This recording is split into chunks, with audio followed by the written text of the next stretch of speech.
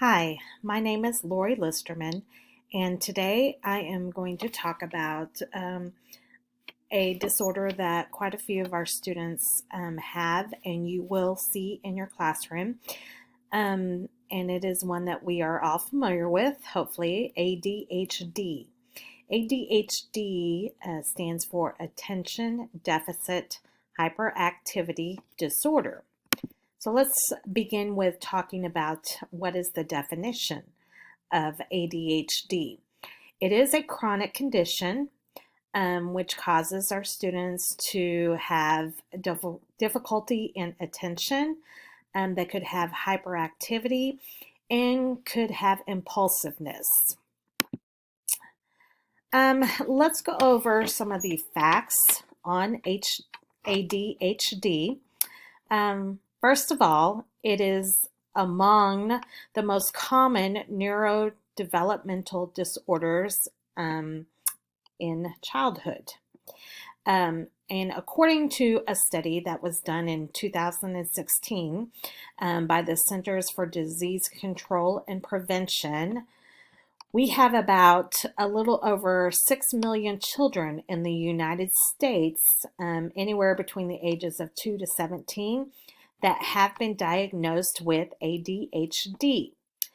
Let's break that down, and we'll say 2 million children in the United States, which is anywhere from 3 to 5%, are being served in our schools with having ADHD. So basically, that means that if you have a classroom anywhere of 24 to 30 students, let's say, you will at least have one student that will have ADHD. Also, nearly 2/3 of the children with ADHD also have at least one other condition. They could have anywhere from anxiety to depression.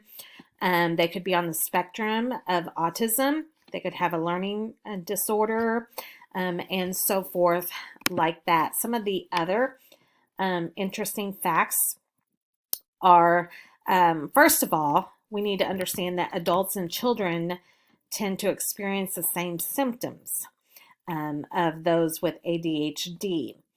1 in 10 children are being affected by ADHD, and we wonder why this is happening more and more. Why are more children coming out having ADHD? And we've noticed that there's been a dramatic change in diagnosis between 1997 and 2016. Why? One of the main reasons is our awareness that we have. We are learning more and more about ADHD. The parents are, doctors are, educators are, and I think that's why there is such a dramatic change and why the numbers have gone up tremendously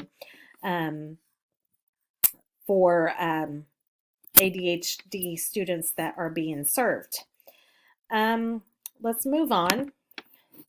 What are some of the behaviors and characteristics that you will see in students with ADHD? Let's start with the first one, inattention. You will see students that may daydream as you're teaching. They can make careless mistakes. They may seem that they're not really listening to you.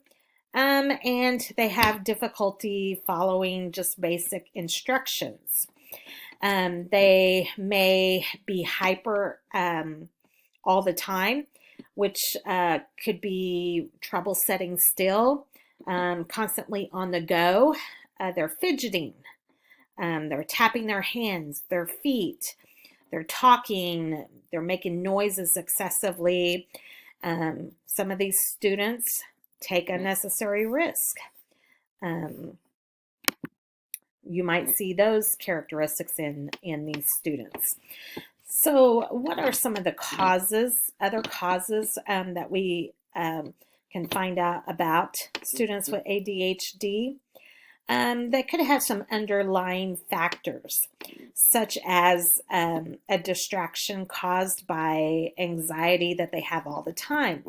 They could be in a situation at home that is very painful. Maybe their parents are getting divorced. Maybe their parents are divorced. Parents working all the time. They don't feel that parents are spending enough time with them. These are some examples that are other causes that may seem like ADHD, but these are underlying factors. Another example could be a student may be bullied, maybe on the playground, maybe in the cafeteria, maybe they are being bullied in their neighborhood. Some students feel like they can't do what the other kids are doing and may get frustrated and may act out in that. A few students may have an undiagnosed learning disorder, such as dyslexia. So that could be another cause of ADHD. What are the treatments that some of these students could be having? Well, as we see on this PowerPoint, 31.7% of children that have ADHD receive some sort of medication or some sort of treatment.